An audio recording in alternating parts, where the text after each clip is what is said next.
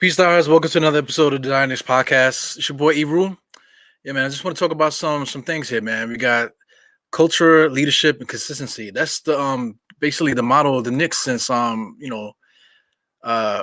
basically Phil Jackson came around. We always talk about it all the time. Phil Jackson came around, clear house, made Dolan be quiet.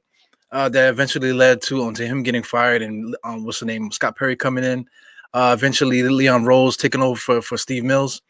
And we are here now, and we got Tom Thibodeau is our coach, and everything is going good, man. But us Knicks fans, we tend to be like spoiled brats, babies for the most part. You know what I'm saying? So we're gonna get into all that stuff too, man. But we're really gonna talk about just the state of this Knicks team right now, as far as leadership and things of that nature, man. So without further ado, let's start it off right. The Knicks podcast. Let's get busy.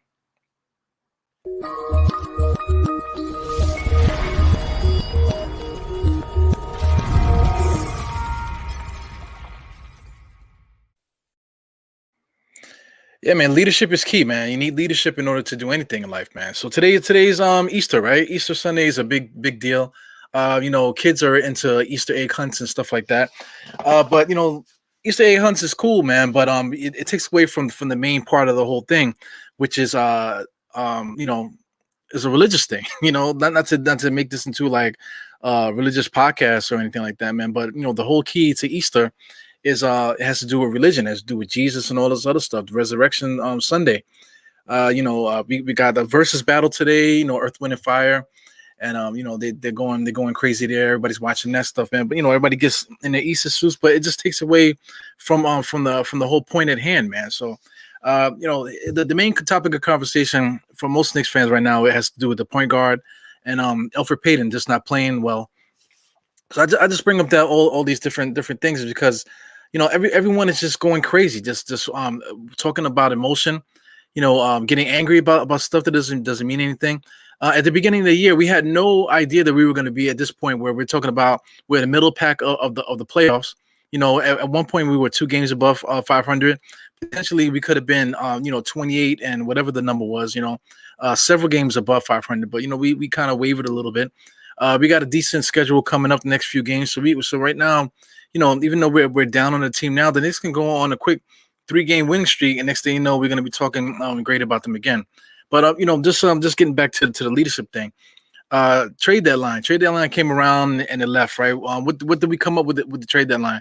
Only thing that we came up with is like little mediocre moves that might have got us a couple second round picks and anything like that. Everyone was talking about all these big name free agents.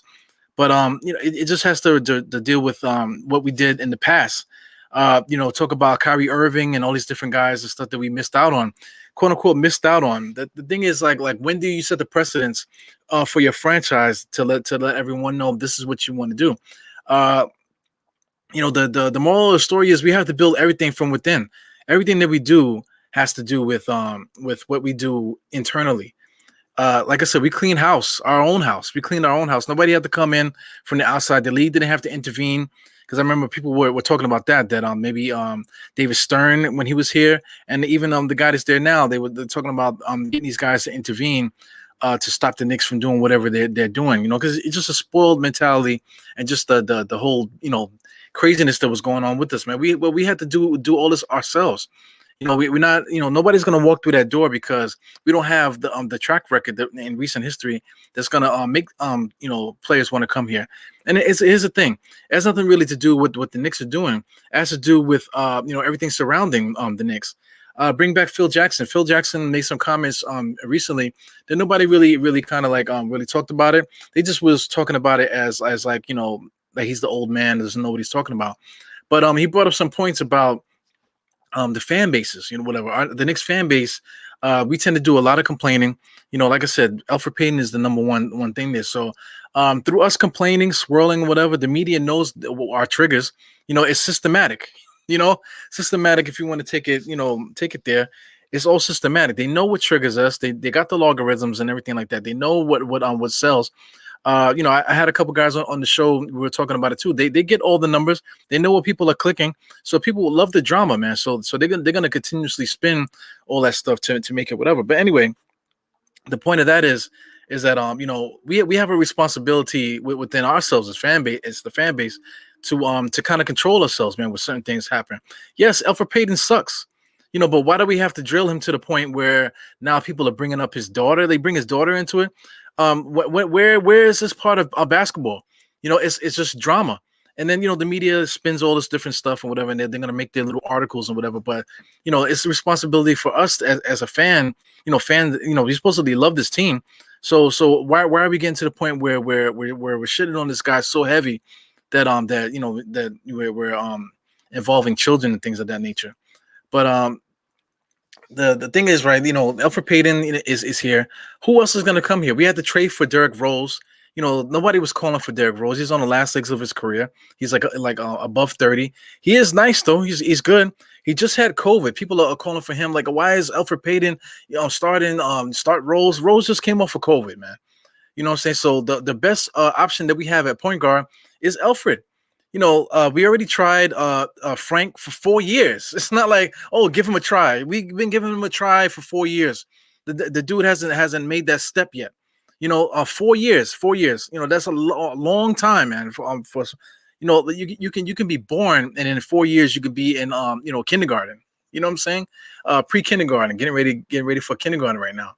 You know what I'm saying? So 4 years is a long time. And you mean to tell me these dudes haven't made their impact on the NBA to the point where they can become starters or at least rotational players on a winning team?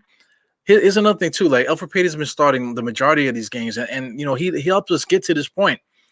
So I don't understand what the whole heavy drama is with that. Trade deadline was cool. Everyone wanted to get Lonzo Ball. Okay, Alonzo Ball. Cool. I did a podcast with them with Alfred versus Lonzo. At the time, Lonzo wasn't shooting the ball well. He was still doing what he was doing before. So his 3-point percentage actually was worse than Alfred at the time when I made the podcast. So now, fast forward to now, he just now he had a game where he had 8 3-pointers, if I'm not mistaken. I just came across this on Twitter. Let's see if this is still up there. Yeah, the little clip that I had popped off. Anyway, I believe he hit like 8 3-pointers or whatever. So if you're gonna be talking about point guards and stuff like that, does having your point guard mean that you need him to shoot 8 3-pointers? The way that the Pelicans play, they don't play a style of basketball where this is point guard heavy, where the point guard's coming down, setting up the offense and things of that nature. They run a similar offense to what Tom Thibodeau is doing. Stan Van Gundy's over there. Stan Van Gundy, all these guys are from the same coaching tree. They basically coach the exact same way. Practices are hard. A lot of heavy detail stuff. They're going to be analyzing all kind of stuff. The coaching staff is elaborate. Everybody has their different specific role and stuff like that. So Lonzo is going to basically be playing the way he's playing on the Pelicans here, basically a glorified shooting guard. So that's another thing too, like that fans should think about too. Do we necessarily need a point guard, or or we just really need somebody that's going to hit that jump shot consistently? So I mean, in that way, if you're going to talk about Lonzo Ball, talk about him in that way. The lob passes and the lead passes and all that other stuff. That's all fine and dandy, but in the grand scheme of things, you really just need somebody to stick that jump shot for because not for nothing, Julius Randle is the point guard. You know what I'm saying? So that's why it doesn't work, man. So let's talk about the team leadership. How do we get through these games night in and night out? In the beginning, a lot of people were complaining that Tom Thibodeau was playing Randle too many minutes. They were playing RG too many minutes. But you look down the roster, who else are we going to play? Who else are we going to play? But throughout this time, throughout the constant pressure from us fans, from the media, and just the pressure, just having to deal with talent night in and night out with these Knicks, Julius Randle ended up making an All-Star team, and RJ Barrett is still just because in the second year, evolved himself into that second man role. So this is the type of team that we have. But outside of Randle and RJ. We always start the game off with 2 guys that can't score, either Noel or Mitchell Robinson. Reggie Bullock is just a sniper. He's a spot shooter at this point. And then Alfred Payton. You know what I'm saying? Alfred Payton, for what he does, he could get to the basket when he wants to, But I mean, he's just not good enough. On any other team, he wouldn't even be coming off the bench at all. He would be sitting where Frank Ntilikina is sitting. But the thing is, Frank Ntilikina is not good, not even better than Elfrid Payton. You know what I'm saying? So that's why he's sitting where he is now. Of course, you're gonna have games where Frank is gonna shoot the three a little bit, but then you'll have games where he goes 5 games straight without scoring, and it's not even about scoring because I know that's the thing with everybody. He still won't rebound. He won't pass the ball. He won't get any steals, no blocks, and nothing. You know what I'm saying? So you can't play Frank over Elfrid Payton. Because with all of Elfrid Payton's flaws and stuff, he's still going to get you his rebounds. He's still going to impact the game on passing the ball. He's still going to play defense. It's not like Frank's defense is so good that you have to put him in there. We're already a great defensive team without him playing all year. He hasn't played all year, so we don't need Frank to play defense for us. So that's the thing with that. So I mean, going forward, with this team, like I said, we didn't make any trades during the trade deadline. So where are we going with this team right now? Are we at a point now where we just are where we are? Whatever happens, or are we still in the market to get a free agent or whatever? Or are we still is the short answer? The short answer is there is no quick help with this team. That if anything is that's going to happen with since last year leading into this year, the consistent thing that's always been happening was that there's going to be no help. Nobody's going to help us. There's not going to be any trade out there that's going to make this Knicks team better. There is one player out there, Otto Porter Jr. That's somebody that we can easily pick up. He'll be a day one starter if he gets here. Slide RG back to the 2. And then you'll have a consistent guy to help with the thing. Truthfully, all the Knicks really need is somebody like that. Somebody consistently that can at least create his own shot and also knock down the shot if the ball comes to him. So getting somebody like him will push Reggie Bullock probably to the bench. Now you have a more active like third wheel, I guess, in the starting lineup. You still got the problem with Elfrid Payton, man. Elfrid Payton and Nerlens Noel. I wish we would have made that's the thing. Like that's so easy for us to say that I wish they would have made a play for this guy. I wish they would have traded for this guy. I wish they would have signed this guy. But it's a two-way street, man. Like, through all the problems that Cousins had throughout his career, looking at it from his perspective, why would he come to the Knicks? It's not because the Knicks suck, because they don't. We've been a middle of the pack team all year, and everybody knows that we play hard. Kyrie Irving confirmed that when Tom Thibodeau was mic'd up. He came over to him and said, "Hey, man, you got your guys playing hard." You know what I'm saying? This is the narrative throughout the league. They know the Knicks are back already. But it's a simple fact of us in the media and the way that things get swirled. Why would Cousins, with all the baggage that he has, the technical fouls, him being volatile, and this, that, and the other, why would he want to come here to have to deal with that stress? You know what I'm saying? So he went to LA, back to LA. Great weather. You know what I'm saying? If he doesn't play, he gets to sit on the bench for X amount of games, and and enjoy the weather. And the media in LA, they're not like New York. New York they're a bunch of suckers, man. Shout out to all these different guys. They know who they are, and they know they're suckers because that's what they're paid to do. It's not necessarily them specifically, but it's just the way that their companies operate. They operate in such a way that's just the way that they do. Shout out to Berman. Shout out to the Daily News and this, that, and the other. They work behind an entity that consistently, plays the whatever people click. As soon as they put a snuff article out, you guys click it. You know what I'm saying? So that gets to spin. So as somebody that could come to a team and play well, just play. Why would they want to come to the Knicks? We have money too, man. It's not like we can offer these guys more than the minimum salary too. And we have the roster space for it also. But of course the Nets are there. They're already stacked. They went and trade they sold their whole soul to get Harden, which is a Hall of Famer. Kyrie Irving is a Hall of Famer. Freaking Durant is a Hall of Famer. So of course, if any of these guys start getting bought out, where are they gonna go? They're gonna go to a team like that because it's the easy way out. Nobody wants to work. You come to the Knicks, like Kyrie said, you got these guys playing hard. We're playing hard. We're playing defense. You know what I'm saying? You're gonna have to deal with Tom Thibodeau. Our leaders are Julius Randle and RJ Barrett. this is the team you're gonna have to deal with. So as somebody that has like seniority in the league, why would you come to the Knicks and have to do all that work? And then you have to answer to the leadership with Julius Randle and RJ. So this is something, I'm just throwing this all out there just to get, like your mind thinking, like, why aren't we signing these people? And there you go. That's the reason, right? As a human being, that's the reason. You know what I'm saying? So we really have to get off of that, like the waiting for someone to come save us, because it's just not gonna happen, man. We got this guy, that guy Pele. I can never pronounce these guys' names, man. But Pele, he came in and played pretty good. Basically what we need, aside from the name, he's not a big name. He's just somebody that just came off the street. He got waived by a bunch of different teams. He did play well in Philly. He played well for Brooklyn for a little stint or whatever. But he's not going to play over the names that they have over there.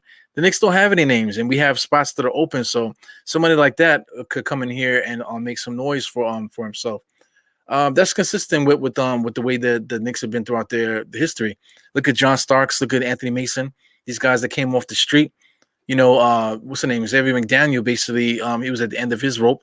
After he left the Knicks, he went to Boston, and his career was over after that. You know what I'm saying? So that the only people that are coming to the Knicks, consistently throughout the history is going to be these ragtag group of guys, man. So yeah, so I just want to get you guys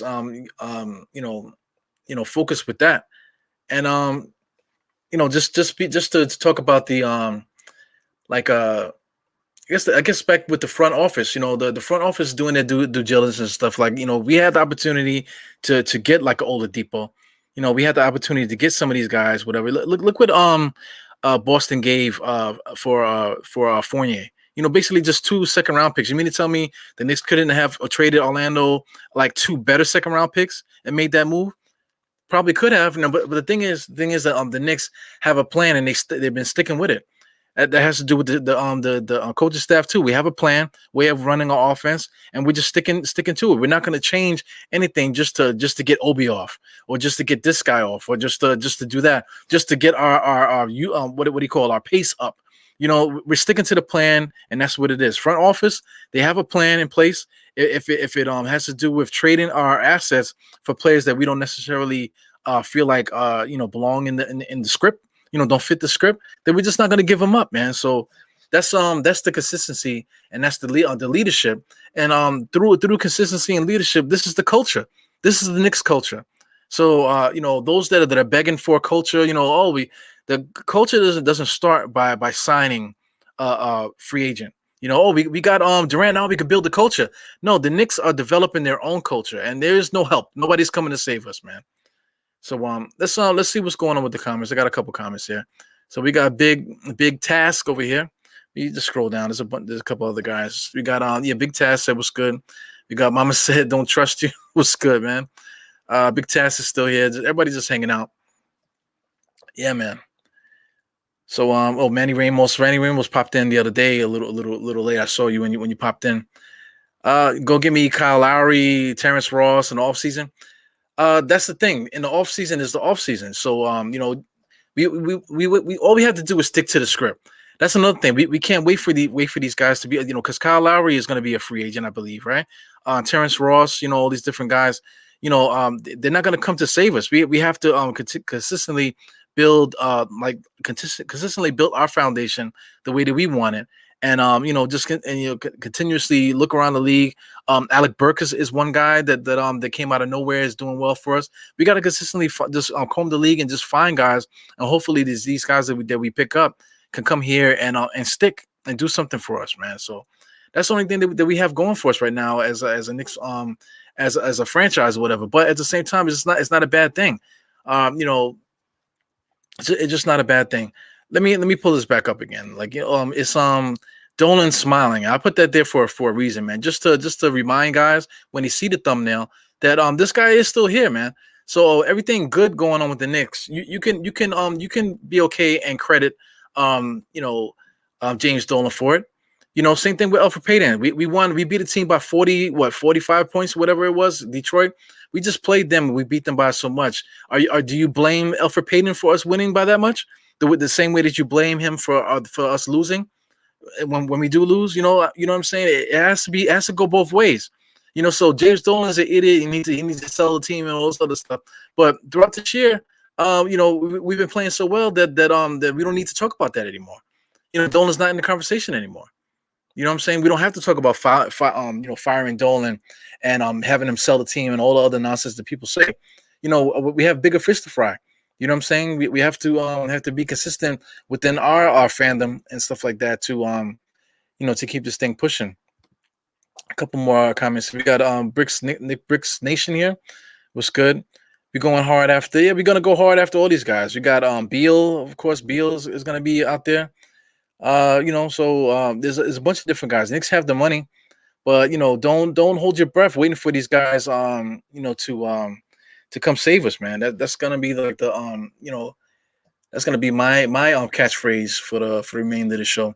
What's up, guard up Knicks, man? How you doing? I should have hit you up, man, to see so you can get on here and talk to me a little bit about this stuff. But just Knicks leadership in general. This what this pod is about. I talked about the trade deadline, front office stuff. Even like say like a guy like Woody. Woody went to Indiana, right? Knicks could have gave him a hard time. They could have told him no. They could have gave him a hard time about his contract. They can pay money back and all this and that and the other. He made a point to thank Mr. Dolan about that. So because the Knicks didn't have to do that. The Knicks didn't have to let him go or let him talk to other people or get him out of his contract because he begged the Knicks to bring him here.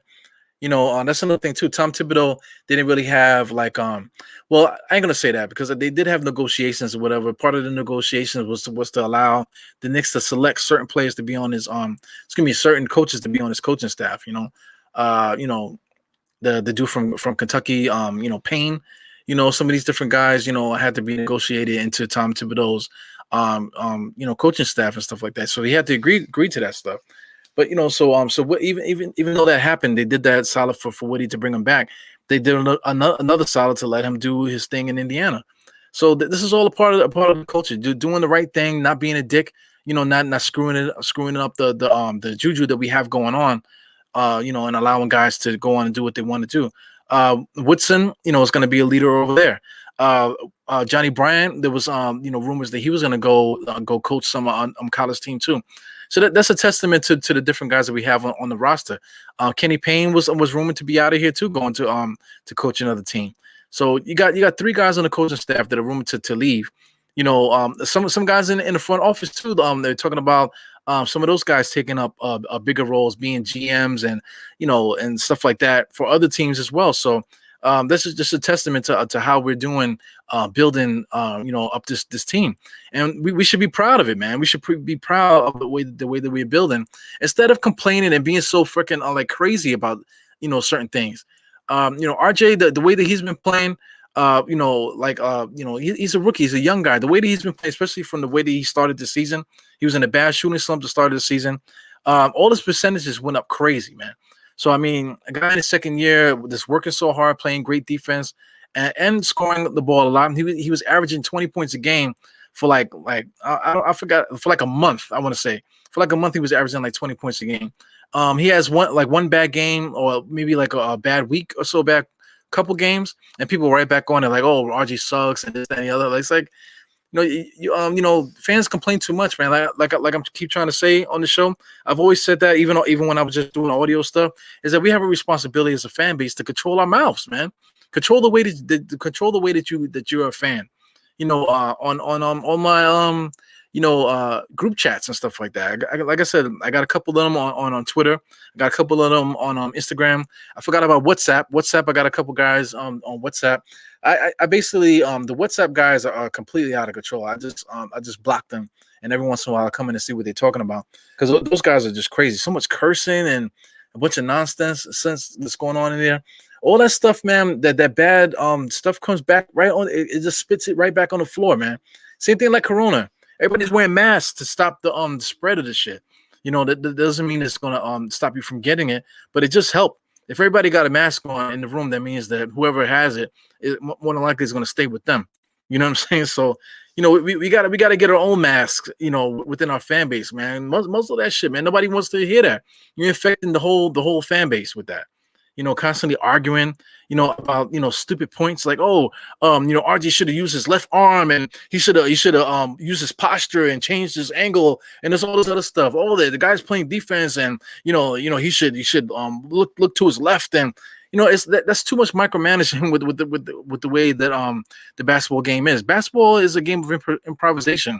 A lot of things going on, man. You got weak side defenders. You got guys on the other side. You got guys that can't shoot over here. You know what I'm saying? Maybe some guy might not even be capable of going that way. Especially RJ. RJ's left-handed, so he's gonna be wanting to go towards his left hand. So same thing with Randall. Randall's gonna want to go towards left hand. So if he's gonna make a move, he's more than likely gonna do. It's a game of tendencies and like I said, improvisation and things like that, man. So I just wish fans would just temper their hate and their anger and just be appreciative, because we shouldn't even be here to begin with. We shouldn't even be here to begin with. So anyway, man, guard up. What's up, man? Yeah. And Knicks are first class organization. That's what Woody said, man. Definitely. Woody keeps Woody just kept keeping the doors way open. Okay. So Mama said, "Don't trust you." That is a wild name, man. Where the hell did you get that name from? I recognize the picture there. So thanks for hanging out. Got Bricks Nation. Thank you for hanging out, man. What you saying here? Hopefully the Knicks are on their way to be. It's not. Hopefully the Knicks are going to be on their way. They are on their way. We are a first class organization. We got. Truthfully, we got the best front office in the NBA. All those guys are guys that other teams are going to want to add to their squad. We got a bunch of them. We picked up the dude from Cleveland, and one of the guys that was on Brooklyn. One of the guys that were on OKC. All these different guys are up and coming dudes, and still in their 30s. Not even in their 40s. Half of these guys, man. So these are guys that we're going to keep with us. Going forward, and then we're talking about statisticians and like analytic guys and whatever. They said don't trade the draft picks, so we didn't trade them. Scott Perry already proved that that he's capable of making moves or whatever. Even though you can kind of credit Steve Mills for making certain moves, but Scott Perry was there, so he's capable of making these different moves and stuff. So we have a whole team behind us that's gonna stop that. Leon Rose, World Wide West, all these guys gotta have their connections. So if we're gonna get a player, we're gonna get them. You know what I'm saying? So it's a matter of time. What I would say is, like, for that for the draft night, that's gonna be a big night, man. I kind of feel bad because I'm not even gonna be in the city for that, man. I'm gonna be actually in Florida, for that week, man. I wish they would have put that date out a little earlier, man, because then we can try to do something here in New York City. But that's gonna be a big thing, man. So look out for that, because we got all these we can't draft everybody, because that's another thing too. We have a window. Julius Randle is 26, 27. That's the window. What's the name? RJ, he's on the same window. We're gonna have to pay him in 2 years. On the rookie scale. Julius is gonna be a free agent, not next year, but because they're definitely gonna pick up his option at the money that he makes. So the year after that, we're gonna have to pay him too. Mitchell Robinson, we're gonna have to pay. Frank, we're gonna have to pay this year if we're gonna keep him. So there's a lot of different things that we have to think about. This is our window. We are in a window right now. So I expect the Knicks to really make a splash in for that draft night. But we got plenty of time to talk about that, man. But I just want to before I get out of here, I just want you guys to just prepare, man. Nobody's coming in to help us. We got one free roster spot right now that's just open. We have to use that roster spot by the 11th, if I'm not mistaken, April 11th. So we got like 7 more days. Well, this day is almost over, so we got about 6 more days to decide on that last roster spot. Pele, he's going to be done on his 10-day contract around that time, maybe a little bit before. So it's going to be interesting what we do, but it all depends on who's available. Who's available for us to sign, and who wants to sign. Like I said, shout out to Otto Porter, because Otto Porter, he's going to want minutes. He wants to prove to the NBA that he belongs. So I don't know if the Knicks would take a flyer on him. Another guy that nobody wants to talk about is Jabari Parker. Maybe we could pick up a guy like that to come in and give us a little bit of offense. Because we definitely need it. A lot of times, Julius Randle's out there killing himself. By the end of the game, he's all swollen red. You know what I'm saying? From playing so hard, we need somebody to come in and do a little bit of scoring. You could throw Jabari Parker out there, let him if he can get hot, let him ride that wave a little bit, and then just take him out the bench and put Randall back in. That's really all we need. Shout out to Obi Toppin, man. But Obi Toppin had that one good game. Shout out to him. He didn't have no rebounds. Just go down the line with his game. His legs are just too weak. Anybody can guard him. Doesn't matter who it is. He's not strong enough to post anybody up. He has to figure out a way. He's gonna have to learn how to get behind guys. Let guys fall asleep and just make cuts. To spots to get himself open.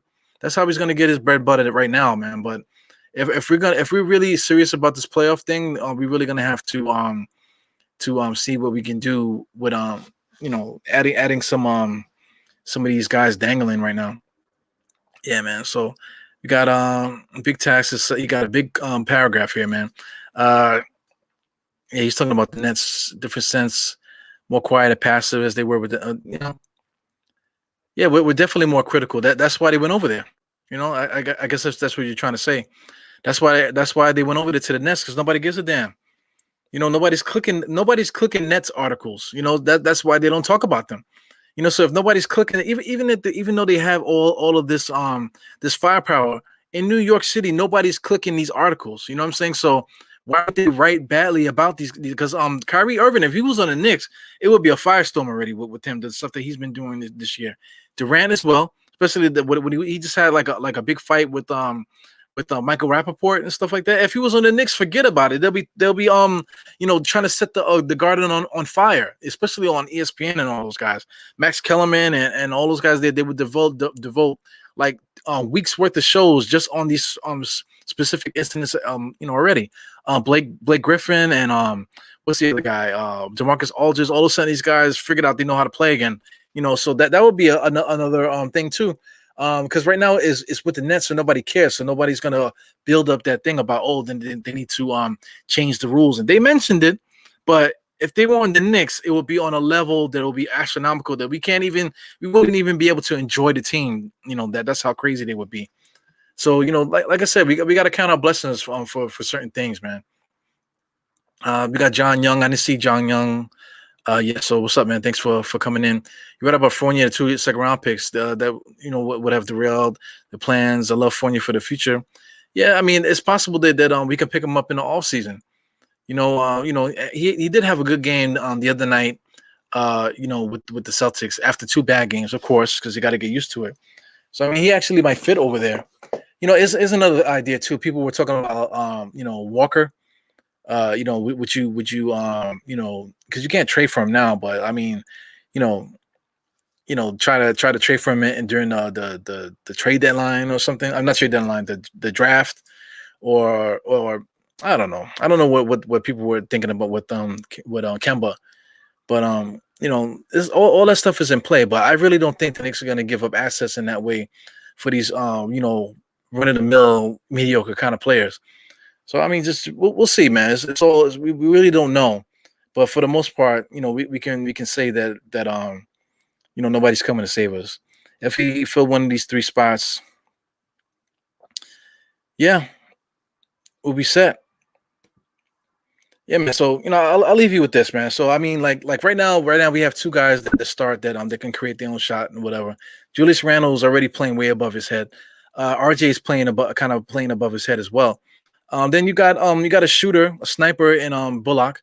That can't really create a shot. The only time he creates a shot is if he fakes and then drives and gets a little closer and gets a floater.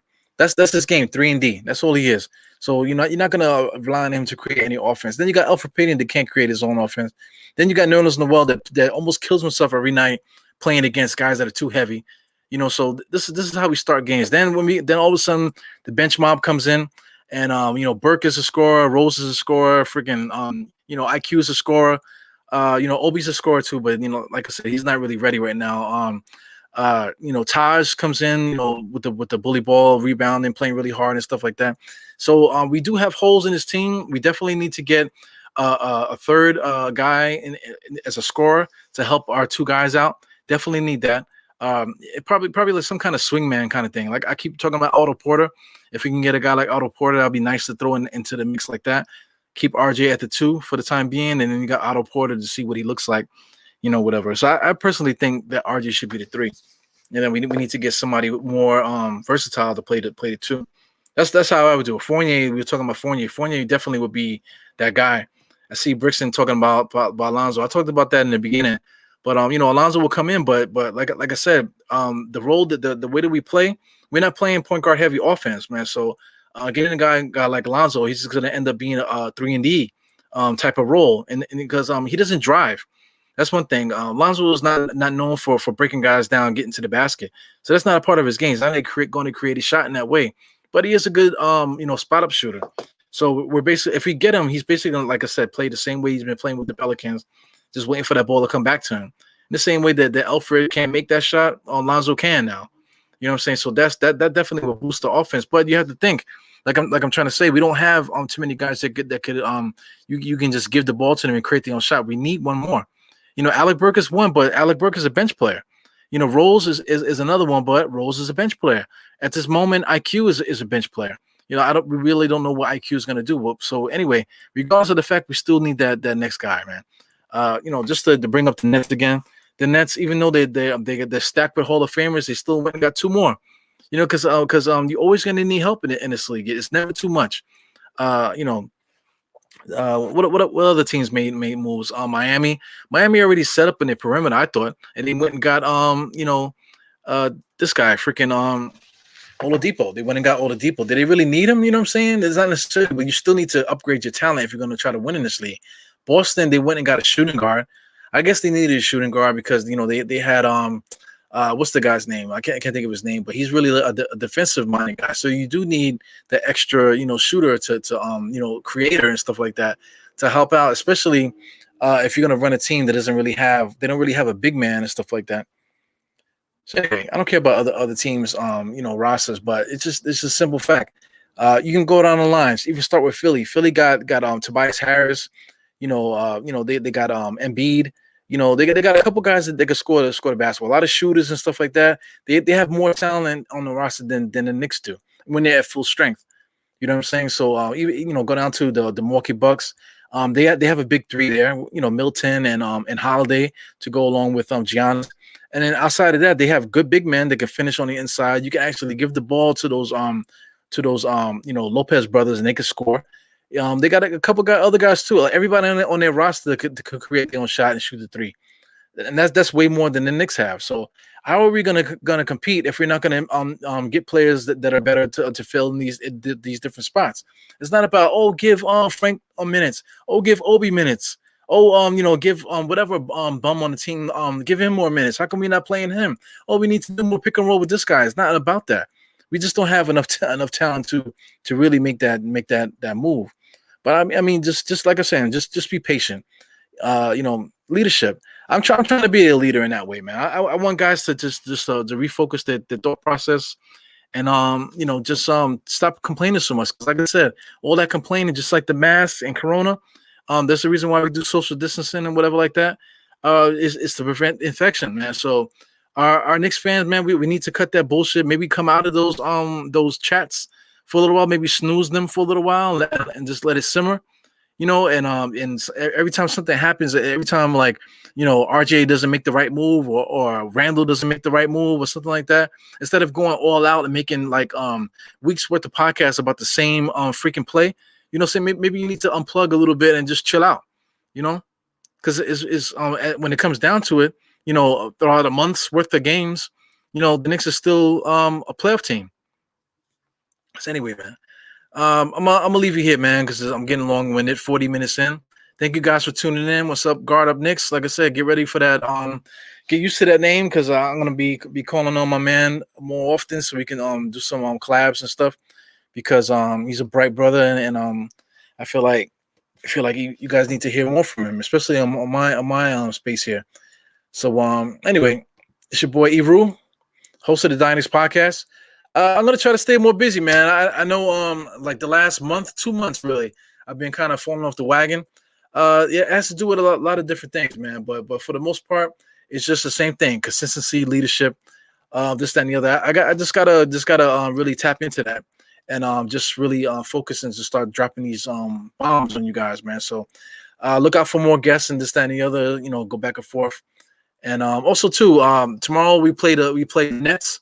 Look out for Dire Knicks at the half. I've been doing halftime shows for every game for this whole year, but it's only been about 15, 20 minutes because that's how long halftime is. So Monday I'm going to try a little something different, maybe extend it into the end of the game, and we'll see how that goes, man. So anyway, Dire Knicks podcast, Ebru out. 4 fingers to that forehead, tucking the thumb. Salute. See you guys on the next one, man. All right, peace.